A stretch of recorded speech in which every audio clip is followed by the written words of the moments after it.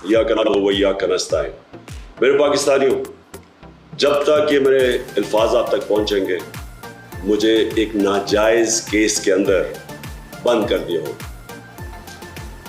इससे एक चीज आप सबको वाज़ेह हो जानी चाहिए कि पाकिस्तान में जो फंडामेंटल राइट्स हैं, जो हमारे आइन हमें हुकूक देता है, जो जमहूरियत है, वो दफन हो चुकी है।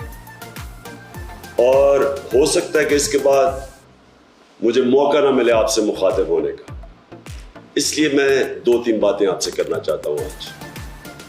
सबसे पहले, पाकिस्तान की जो कौम है वो मुझे 50 साल से जानती है।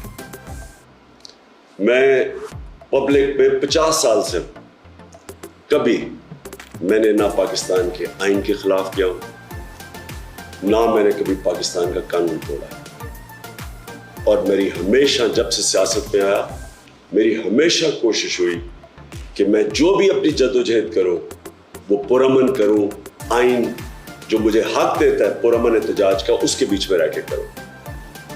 आज ये जो किया जा रहा है, ये इसलिए नहीं किया जा रहा कि मैंने कोई कानून तोड़ा है, ये सिर्फ इसलिए किया जा रहा है कि ये चाहते हैं कि मैं जो हकीकी आज़ादी की तहरीक है, इससे पीछे हटूं।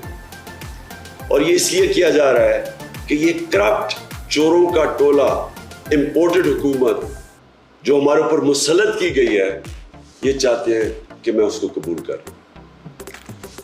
मैं आज आप सबसे अपील कर रहा हूं कि आपको अपने हकूक के लिए, अपनी हकीकी आज़ादी के लिए सबको निकलना पड़ेगा। कभी भी किसी कौम को प्लेट में आज़ादी नहीं पकड़ाई जाती। आज़ादी के लिए जद्दोजहद करनी पड़ती है, जहाद करनी पड़ती है, मेहनत करनी पड़ती है, और वही कौम फिर उसको अल्लाह तोहफा देता है आज़ादी का। ये वक्त आ गया है कि आप सब अपने हुकूक के लिए निकलें। मेरी जो सारी मिशन है, जो मेरी ज़िंदगी की जद्दोजहद है, वो आज अल्लाह और उसके रसूल के बाद मेरी कौम, पाकिस्तानी कौम आपके हाथ में है।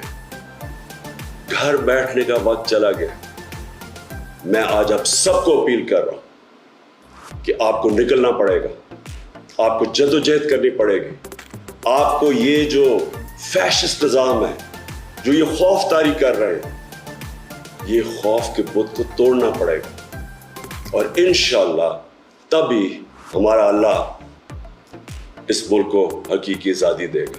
पाकिस्तान जिंदाबाद।